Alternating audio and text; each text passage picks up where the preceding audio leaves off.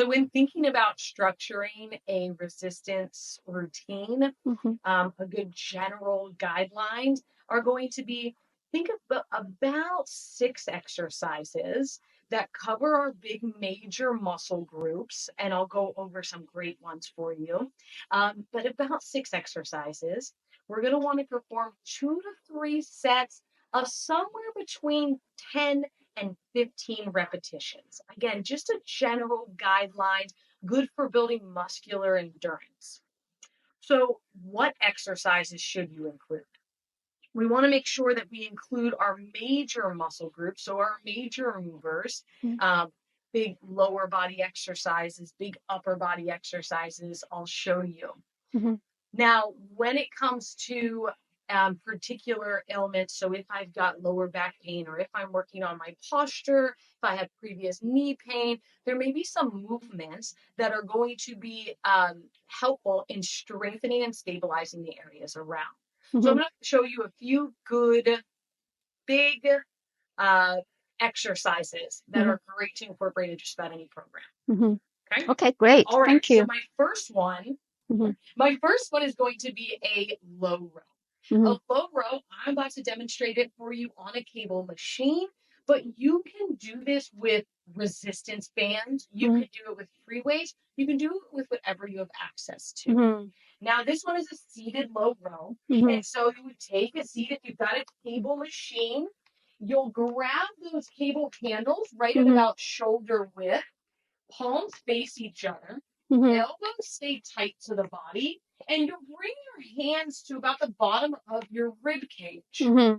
This exercise is effective at strengthening those large muscles in your back, Mm-hmm. really important for improving posture and helping us stand up a little bit taller. Mm-hmm. So this one is a low row.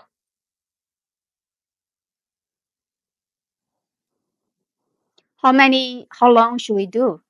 So a general guidelines is 10 to 15 reps for Mm-hmm. about 2 to 3 sets. Mm-hmm. Now, if you are going to perform all 2 to 3 sets before moving on to your next exercise, then make sure you're giving it about 30 seconds in between sets Mm-hmm. so that you can let your muscles rest and recover before performing your next set. Mm-hmm. Great. So what's the rest time? Rest time, about 30 seconds. Okay, great. Mm-hmm. Mm-hmm. Great. Perfect. So yeah, Okay. Let me show you the next one. sure. Okay, perfect. So one thing I like to do is to structure to pair upper body and Mm-hmm. then go to a lower body Mm-hmm. exercise if you're structuring a good total body workout. Mm-hmm. So if we just did our low row, we did our pull, we worked our back, and we did our 2 to 3 sets, 10 to 15 reps. Now we'll move on to a lower body exercise. One of the most functional exercises that I like to incorporate for a lot of our guests is a sit to stand. Mm-hmm. So a sit to stand, and it's functional. When we talk about functional training, think about the movements that we need to perform in our daily life, Mm-hmm. Mm-hmm. right? Whether it's sitting down in a chair, standing up to go answer the door, Mm-hmm. right? Sit to stand is essentially a squat movement Mm-hmm. where we can strengthen the muscles to help us more effectively Mm-hmm. mimic that movement. Mm-hmm. Great. Okay. So for a sit to stand, you can use, I've got a bench here, but you can certainly use any chair. Mm-hmm. Now, the higher the chair, the easier that movement's going to be. Mm-hmm. So we tailor all of our movements Mm-hmm. based off of the individual. Mm-hmm. And oftentimes it's not a matter of a movement being good or bad for a person, Mm-hmm. but the range of motion Mm-hmm. being appropriate for the person. Mm-hmm. So in a healthy individual and a strong individual, we should be able to come 90 degrees at our knees, feet flat on the floor in a Mm-hmm. sit to stand, hands either at your chest or by your side. Doesn't much matter, but what does matter is that we are not using our hands and momentum to push up. Mm-hmm. We want to isolate the work to our lower body Mm-hmm. to make sure that we're strengthening the areas around. So stand up through your heels, being conscious of your legs doing the work. Mm-hmm. So now we're going to lower down so slow, so controlled on the heels of your feet. take a second to pause. Mm-hmm. Often when performing strength exercises, we want to go slower. A Mm-hmm. good strength repetition is about 5 seconds a rep.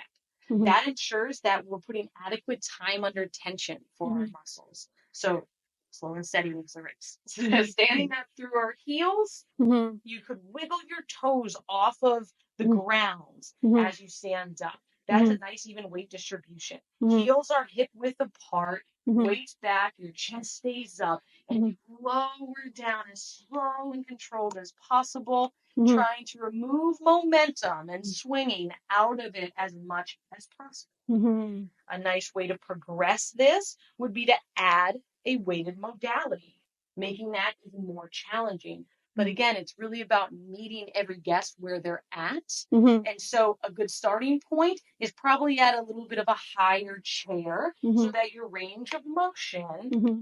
is even less. Mm-hmm. Once we've mastered this, once we feel safe and strong there, Mm-hmm. then we can think about adding a weight, but only when appropriate. Okay, step by step. Exactly. Mhm. Always step by step. Mhm. You're going to get a heck of a lot more out of an exercise if you work within the step Mm-hmm. that's appropriate for you now. Great. Yeah, good suggestion. So what else would you like to show us? Okay, so that's a great hint. Okay, so when we talk about oftentimes people experience lower back pain, discomfort. Mm-hmm. Also, we look at balance and posture for Mhm. each guest that comes in here. Mm-hmm. And we see a couple of common imbalances here. Mm-hmm. We see what's called upper cross syndrome, which is that kind of hunched over, that, we talk about it commonly as, oh, I have bad posture, right? But it's upper cross, and it's a series of muscular imbalances that we identify on day one if a guest has. Another is lower cross, which is kind of where our hips get stuck into a posterior tilt. Mm-hmm. These two things are quite common postural imbalances that occur through everyday living, right? We tend to sit a lot, we tend to lean forward, we're on our computer, and over time, we develop these muscular imbalances. So for lower cross, for example, we tend to get very tight hip flexors that are pulling our hips forward. We also tend to have weak posterior chain muscles. So we need to strengthen our posterior chain to strengthen our hips to come back into neutral alignment while also stretching those tight muscles. So we show our guests that when we identify that on their posture. So one exercise that's excellent for guests, whether you have lower back pain and or identified lower cross syndrome, meaning your hips are tilted forward, is a bridge. So a bridge, very simply, you'll lie down on the ground or on a mat for this one, and feet flat on the floor, lying flat on the ground. You can always keep your head and neck supported. Flat on the ground is fine. We never want to tense our head and neck. Feet are close to the body. You'll stand up through your heels. And I always like to say, engage your glutes at the top, just to make sure you're getting that full extension at your hips.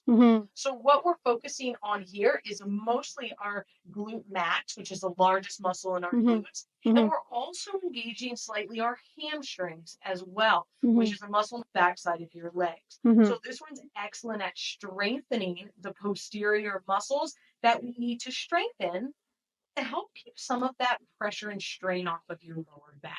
It's also great, these are the muscles we need to strengthen to pop your hips back into that neutral alignment. Great. That's great demonstration. Yeah. Thank you. You're welcome. Another great one we talked about are that upper cross. So that if you sit down a lot, or you have for years working in a car, on a couch, we sit down a good amount of time. So there's some muscles that tend to be kind of smaller, underdeveloped.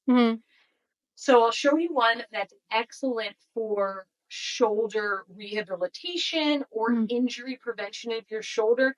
They're small muscles. We call them our ITS muscles, our infraspinatus and our teres minor, just a fancy, name. But those are really muscles that are going to help us stand a little taller. Okay. So really simple.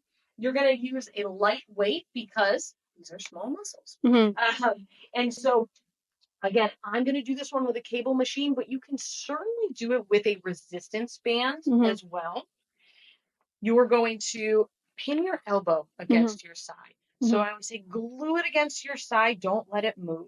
Mm-hmm. Rest of your body is still Mm-hmm. and stacked. Mm-hmm. 90 degrees at my elbow. Mm-hmm. And I'm going to just externally pull that weight back. Mm-hmm. It's not a big range of motion at Mm-hmm. all.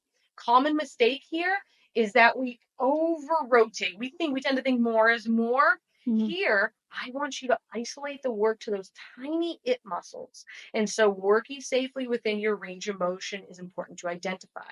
How you know if you're extending beyond your range of motion? Mm-hmm. Because you're going to feel that elbow Mm-hmm. slip off of your Mm-hmm. hip.